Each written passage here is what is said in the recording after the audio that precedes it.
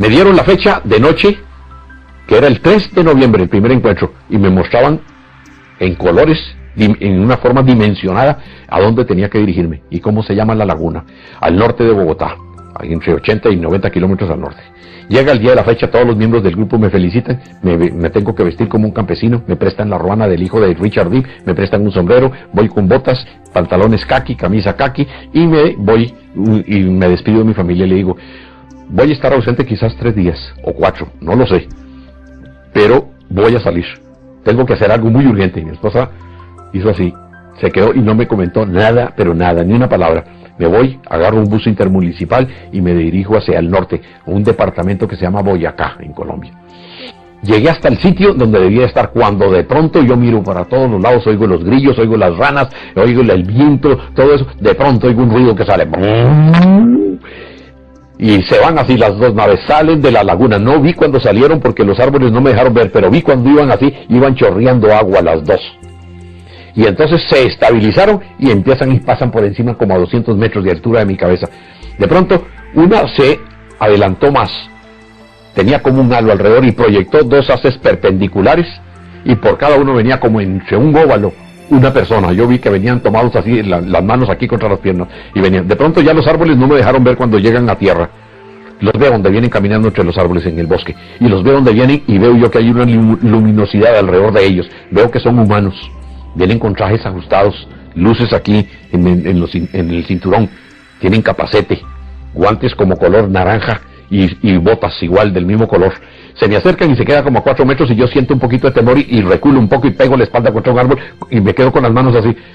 Y entonces oigo una voz que me dice, Enrique, somos incapaces de hacerte daño, cálmate. Entonces yo le digo que sí, que estoy oyendo. Entonces dice, me voy a acercar. Entonces uno se quedó lento, caminó, y el otro se acercó más y se quedó así como estamos nosotros, a esa distancia. Se acercó y me tocó con la mano. Y sentí una sensación de paz y seguridad en ese momento asombrosas. Entonces me dice, físicamente humanos, 1,80 m, 1,85 m, podían pensar en algún momento, pero no 1,80 m más. La mirada no podía verle porque el capacete, pero cuando él se acercó, sí le vi los ojos. Toda la luz que emanaban aquí alrededor de él, yo alcancé a ver que eran humanos. Las manos se las vi, los guantes, 5 dedos en los guantes, las botas, eran humanos.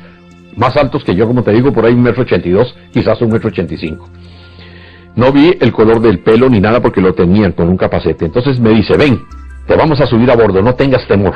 Entonces yo me voy detrás de él, llegamos a un claro del bosque y me dice, párate así. Y entonces veo donde viene la nave, se pone encima de mi cabeza y tira un rayo de luz, como 1 metro alrededor mío. Entonces veo yo que las piedras y las hojas y todo empiezan a saltar alrededor mío. Y de pronto, me despego del piso y me quedo como a 10 centímetros del suelo y me quedo como balanceándome así. Y de pronto empieza como una absorción y siento donde voy como miles de alfileres en el cuerpo y en la cabeza que me pican y no puedo rascarme. Voy 20 metros, 30, 40, 50 metros y muevo nerviosamente la mano derecha y siento que la luz es sólida como tocar vidrio. ¿Y qué es eso tan raro?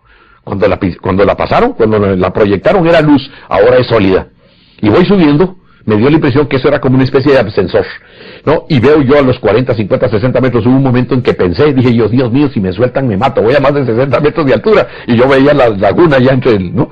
Y de pronto se abre una puerta aquí así, brum, y entro. Y la luz venía de arriba. Aquí abajo donde entré, se cerró la tapa y la luz se cerró y quedó.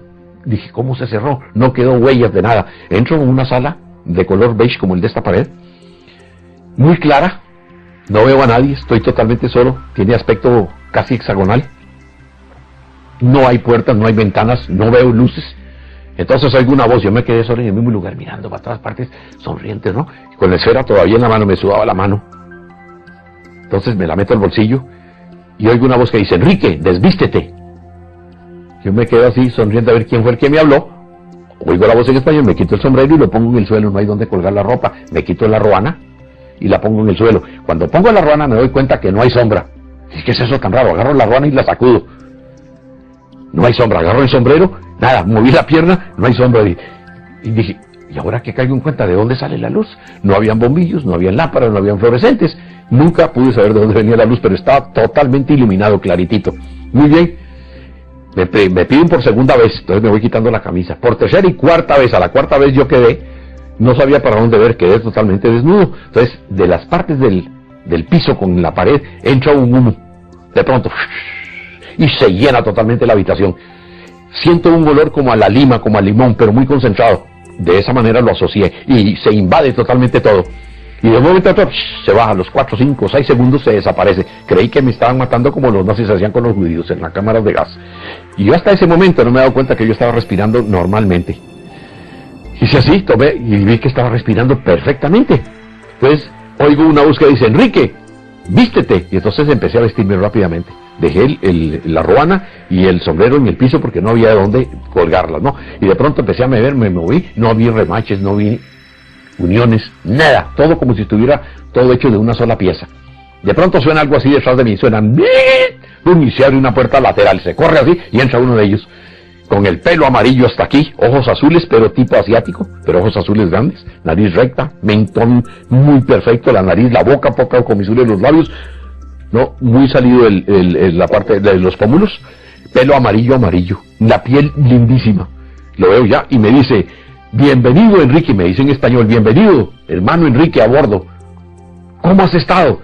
Le dije yo, bien. Dije, yo soy Enrique Castillo. Dice, yo soy Cyril Weiss. Le dije, sí, tú eres Cyril Weiss, yo soy Enrique Castillo. Dice, ¿no te acuerdas de mí en Caracas en el año 69 a la entrada del teatro? Le digo, Cyril Weiss, el suizo. Entonces tú eres uno de los tripulantes. Me dice, sí, entonces tú eres extraterrestre. Digo, sí, soy uno de los extraterrestres, soy uno de los tripulantes.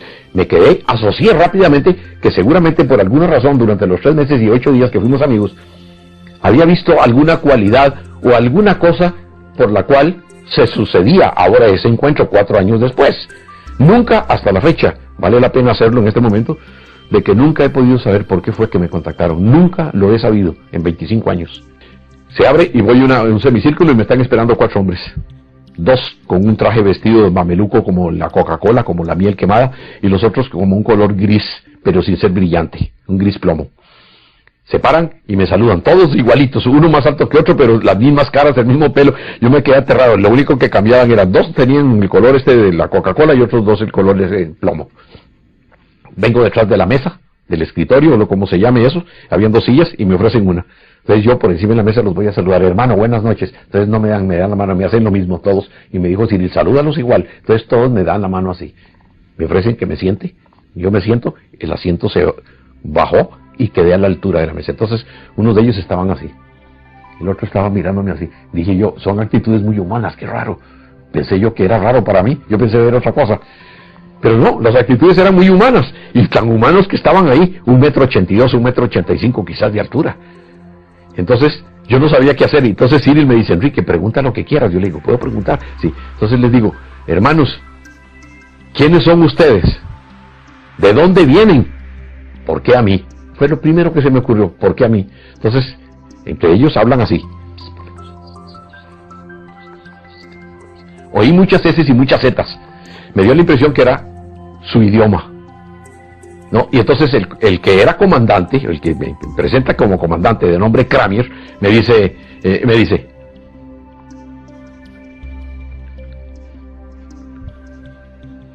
se pone las manos otra vez así, oigo en mi cerebro, en español, que me dice, nosotros venimos de un sitio que ustedes llaman las Pléyades. Nosotros emprendimos el vuelo hace millones de años para llegar aquí. Entonces cuando yo oigo eso, le digo, disculpe hermano, pero no le entendí. Usted me dice que viene de un sitio que se llama las Pléyades. ¿Dónde es eso? Dice, entonces dice otra vez. Me dice, ustedes también llaman las 7 cabritas. Le dije, sí, eso sí, yo recuerdo que mi papá lo nombraba. Pero eso está lejísimos de aquí, ¿cómo han hecho para venir? Entonces me dice,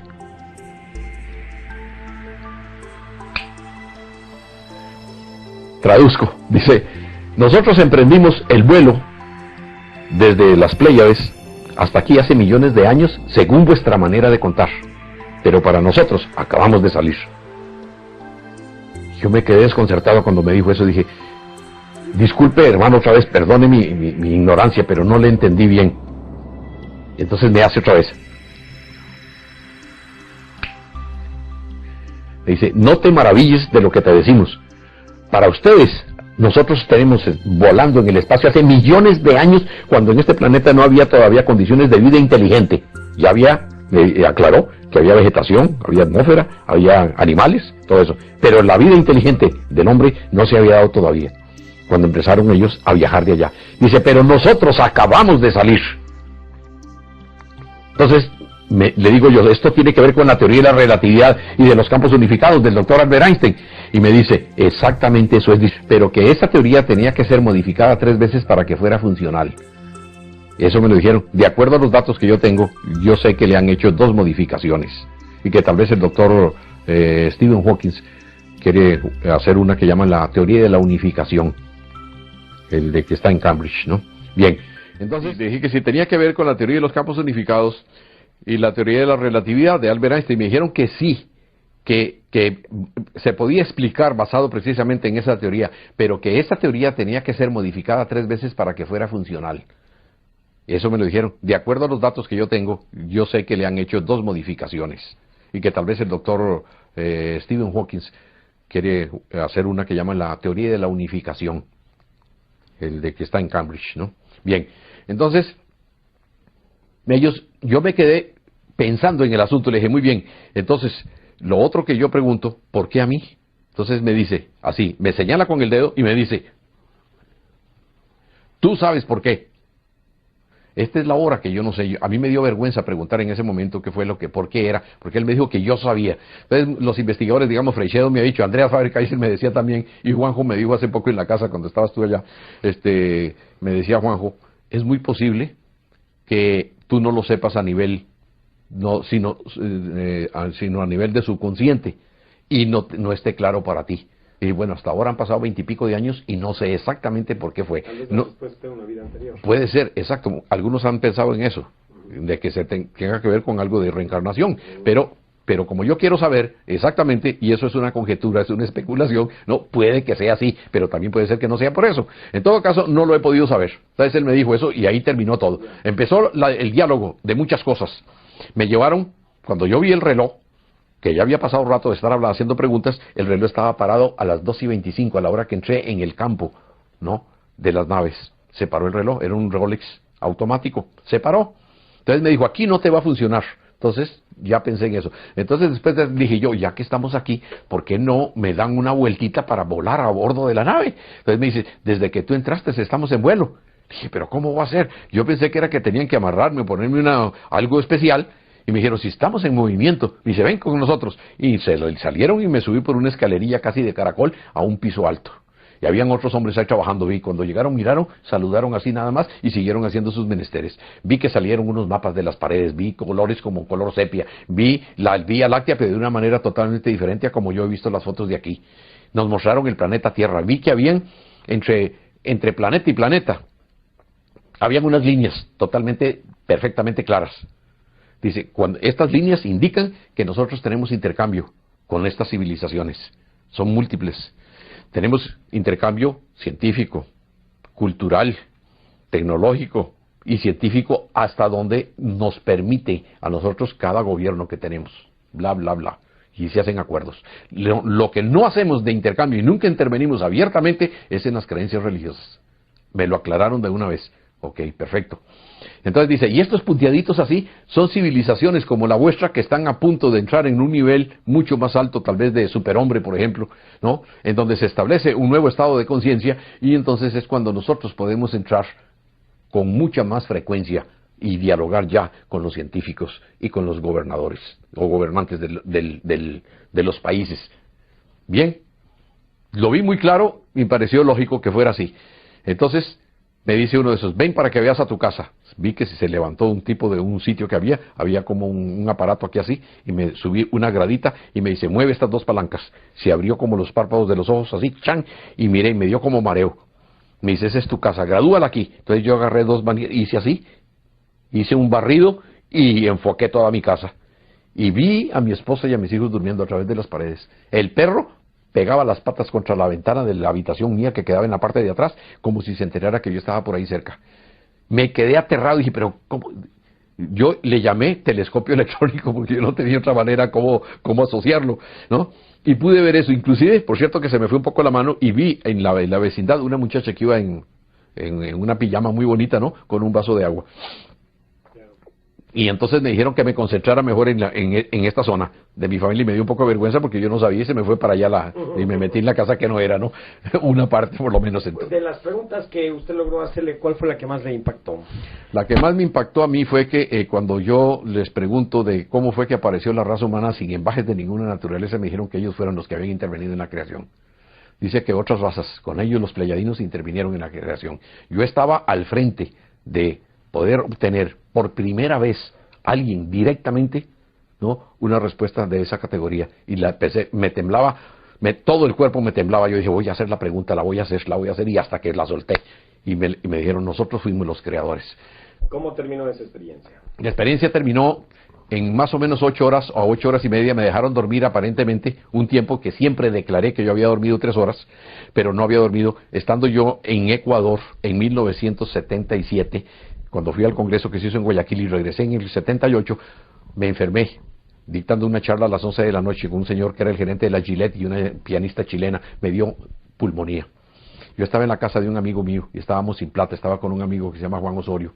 Entonces él vigilaba, me pusieron suero en la casa de ellos, no, me pusieron con penicilina, durante 2 días me pusieron suero para poder acabar con la infección. Y muy bien fue, porque yo no tenía plata. El muchacho que lo estaba haciendo era un estudiante que estaba apenas empezando su internado en el hospital. Y ellos consiguieron el suero y se consiguió la penicilina y toda esa cosa. Bien, parece ser que la penicilina obró de una manera mágica en mi cerebro, porque abrió la memoria para acordarme de que durante esas 3 horas que yo siempre había declarado que había dormido, no eran sino 10 minutos. Y que me dicen, ven Enrique, tenemos que hablar contigo. Me levantaron, psíquicamente me dieron una orden, me levantaron, donde yo estaba en una cama muy extraña, que inclusive yo siempre he pensado que la puedo patentar algún día, ¿no? Y me levantan ahí, dice, ven, tenemos que hablar contigo. Y me llevaron a una sala en donde habían varios de ellos. Y empezaron a darme una información que me quedó grabada, pero para tiempos después.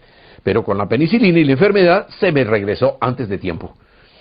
Tenía que ver con asuntos de creencias, precisamente un asunto que siempre he pensado que era un asunto sumamente espinoso y que ellos pensaban que iba a salir años después, pero sucedió por asuntos del azar, o llámalo como, no sé cómo llamar eso.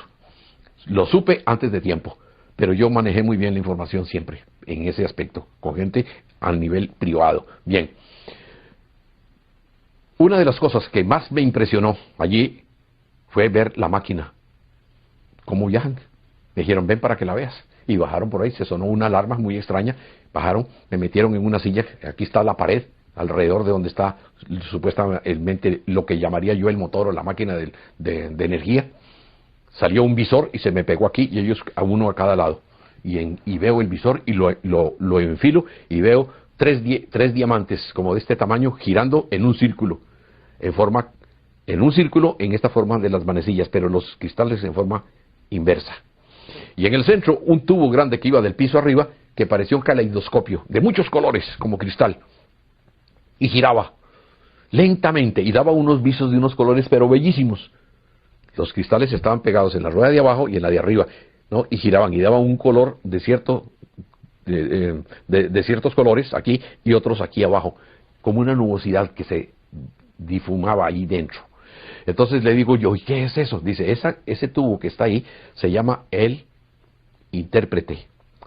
Fíjate que es un aparato que está conectado a un piso de arriba, en donde hay 12 sillas, 12 tripulantes de la nave. Salen en una silla que sale del piso y se agarran de las manos en forma de candado. Bajan del techo un aparato como los que usan los ciclistas y se lo ponen aquí y se concentran.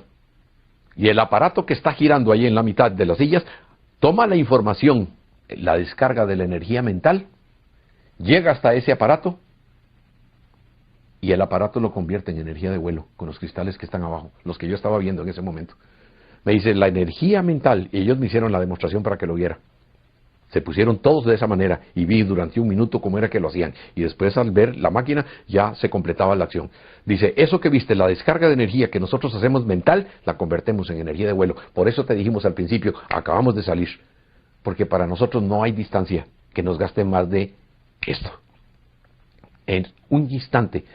Después me explicarían que no existiría lo que llamamos el presente. Que no hay un presente.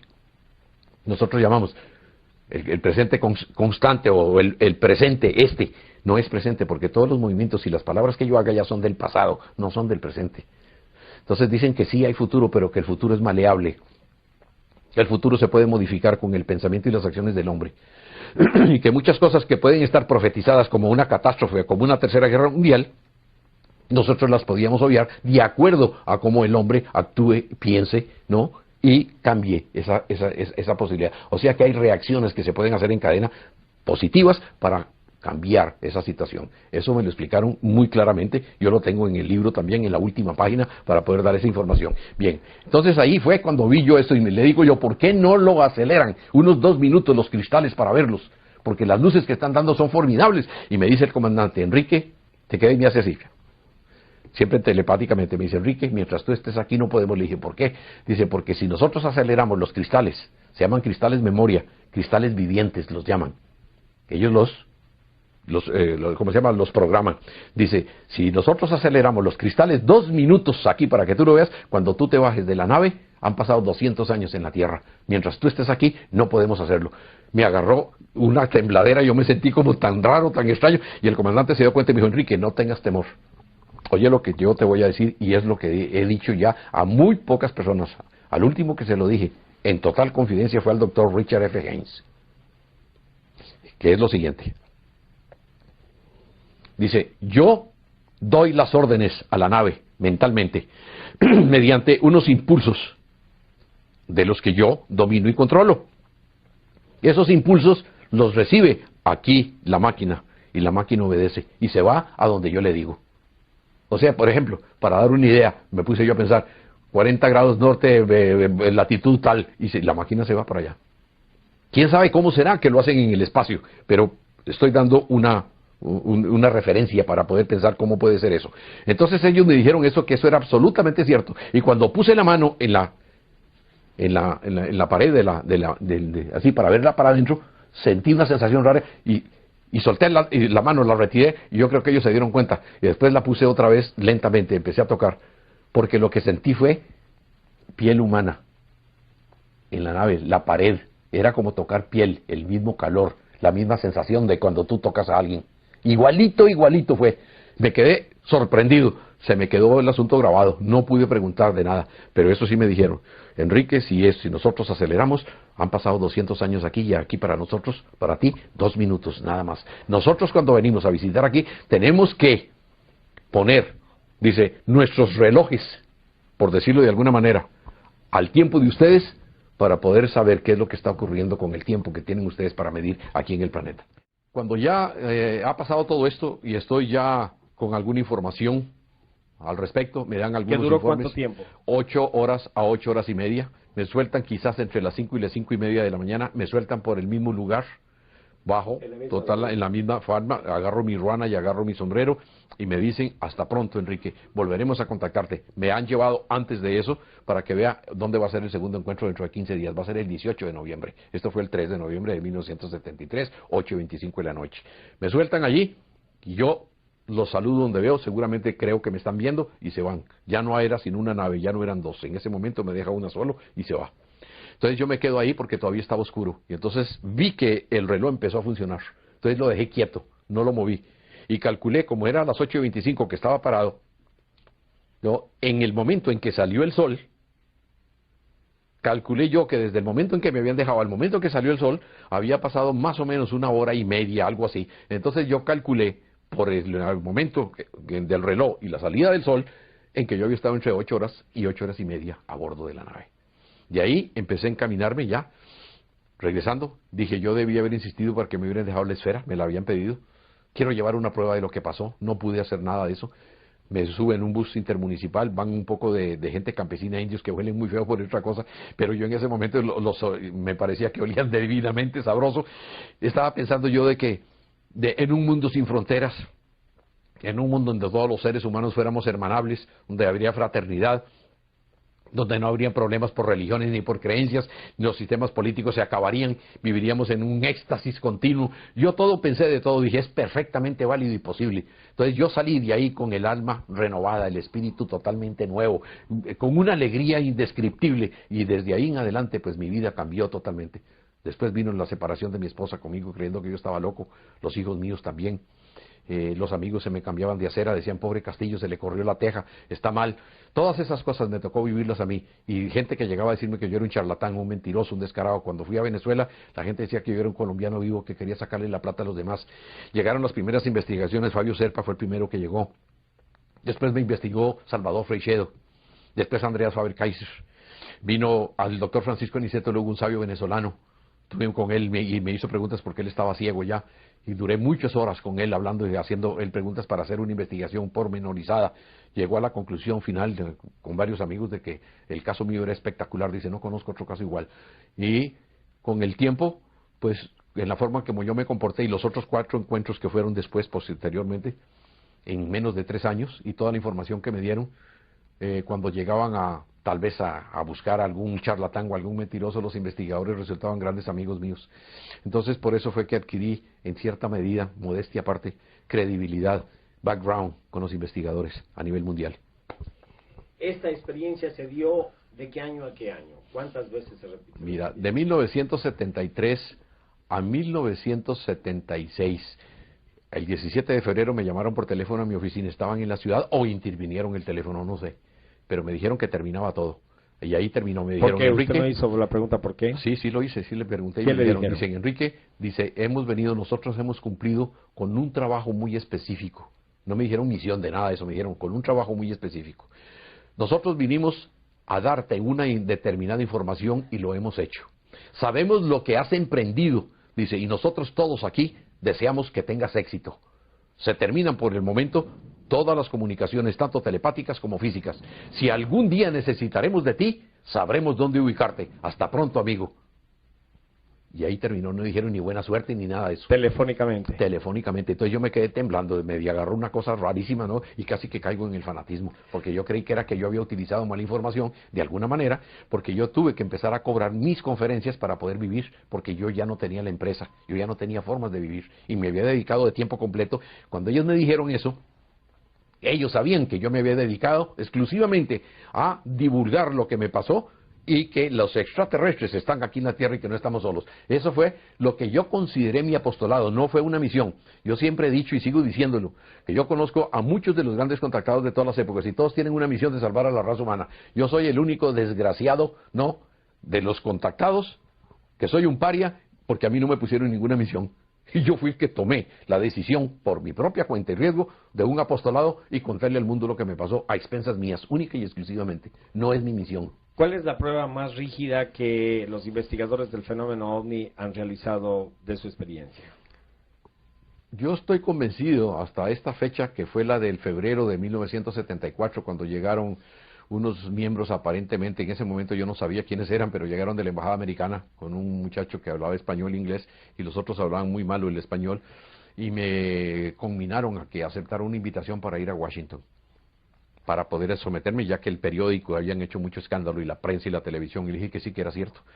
Entonces dice, usted estaría, voluntariamente lo haría, no tenemos ningún problema. Si usted dice que no, no hay ningún problema. Le dije, no, yo quiero ir, porque mucha gente me dice que soy un farsante, tengo problemas con mi esposa.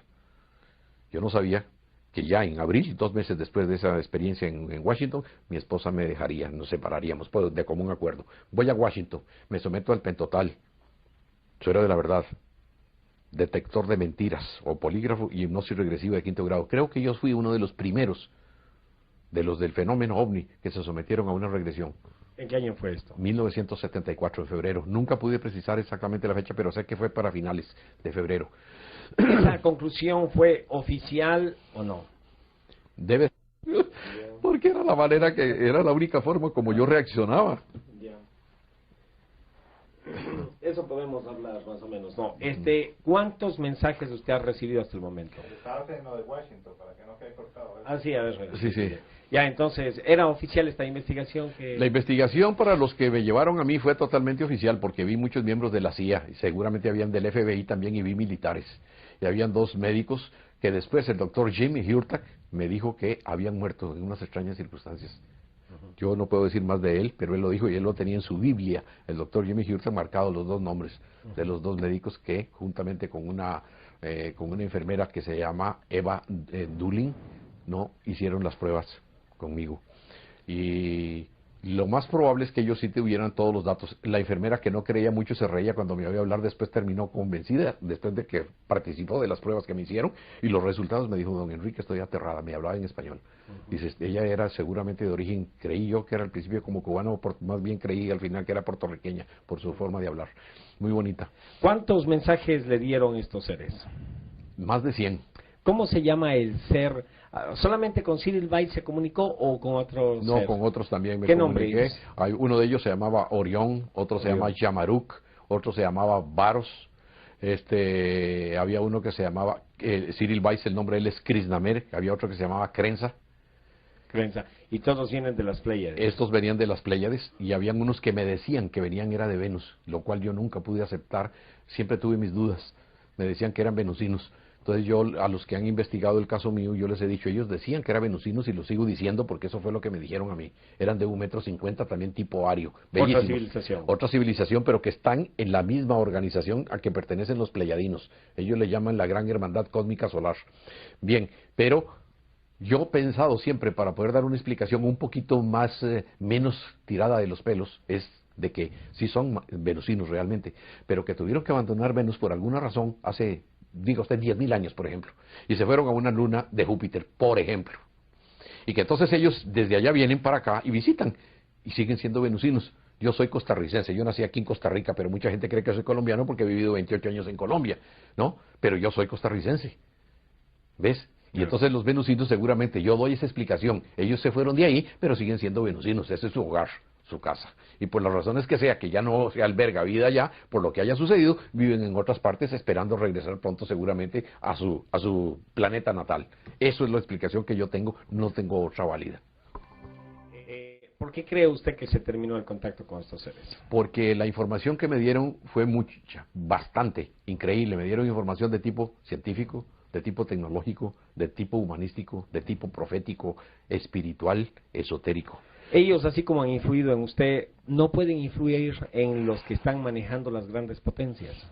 Eso sería tal vez muy fácil para ellos hacerlo, pero parece ser, todo indica de que los planes que ellos tienen no es de actuar de esa manera, nunca lo han hecho así. Siempre lo han hecho con otras personas que contactan. ¿Pero por qué manipular a las personas que no tienen poder? ¿Por qué qué? Manipular para bien o para mal, pero manipular a personas que no tienen poder. En este cambio, usted no tiene el poder de cambiar una sociedad. Así es. Pero tal vez Clinton lo podría hacer, y si ellos contactarían directamente a Clinton, a lo mejor habría una reflexión más profunda. Esa es una pregunta que me han hecho a mí muchísimos investigadores muchísimas veces. La respuesta que yo tengo es que los extraterrestres son sumamente inteligentes. Muy inteligentes. Ellos saben por qué no contactan a esas gentes así. Y saben también por qué contactan a gente como Enrique Castillo, de la clase sándwich, no, que me van a decir todo el mundo que yo estoy loco y chiflado, y que soy un vivo que le estoy sacando la plata a la gente. Puede ser que ahí precisamente es donde esté la clave de todo esto. Yo me he estado dándole vuelta durante años, a ver por qué eso. Porque yo mismo lo he dicho y lo he pensado, y lo he dicho, y en mi libro lo digo. ¿Por qué no aterrizan en la Casa Blanca? ¿Por qué no aterrizan en la Plaza Roja de Moscú? ¿Por qué no se dejan ver y de una vez salimos de este problema de jugando a las escondidas? Eso lo he dicho yo. ¿Por qué a Enrique Castillo no le dan la forma de hibridar el trigo y el maíz y calmarle el alma al mundo de todos los niños que se mueren de hambre? O que me den para curar el cáncer en esa época, que no estaba el SIDA todavía, como está ahora.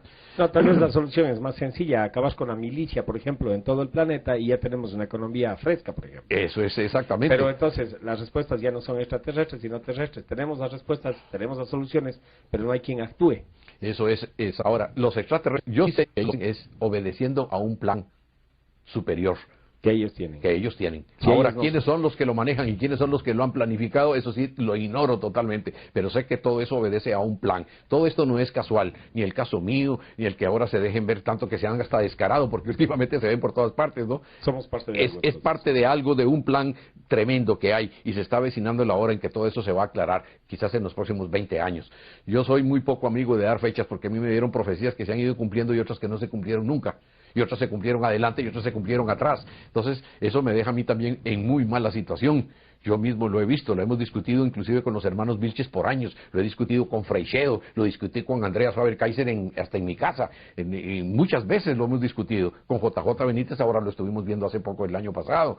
Entonces, todas esas cosas dejan mucho que desear, un montón de cosas, y a mí me dejan con un montón de dudas. Yo no tengo todas las respuestas. ¿Usted está satisfecho de haber vivido esta experiencia? Ah, sí, claro, estoy totalmente satisfecho y no me arrepentiré nunca de lo. Al principio tuve problemas por lo que la gente decía y en la forma como me trataron. Pero con el pasar del tiempo mucha gente me la encontraba. Ahora estuve en una gira por Colombia y por Venezuela. Me encontré gente en la calle. ¿Usted es Enrique Castillo? Caramba, vengo a pedirle disculpas, me decían. Yo pensé muy mal de usted hace como 20 años y ahora yo sé que usted tiene razón, se cumplió lo que usted dijo. Yo pensaba que usted era un sinvergüenza y tal. Mucha gente me lo ha escrito y me lo han mandado en fax y llamadas telefónicas.